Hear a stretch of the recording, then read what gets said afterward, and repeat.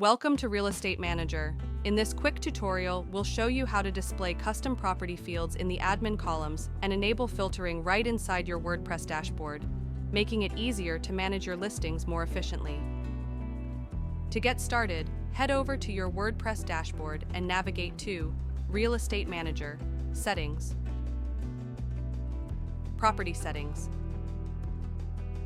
Admin Filtering. This section allows you to define which custom fields should appear as filter options in the property listings admin screen. Now, let's find the field names you want to use. Go to Real Estate Manager, Property Fields. On the right-hand side, locate the field you want to use.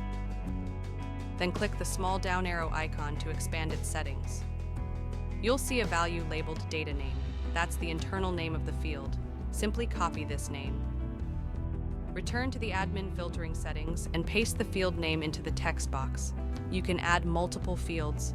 Just place each field name on a new line. Once done, save your settings. Now, visit the Properties list screen in your admin dashboard. You'll notice new filter drop-downs at the top of the page for each field you added. You can use these to quickly narrow down listings based on custom criteria like location, status, price, and more.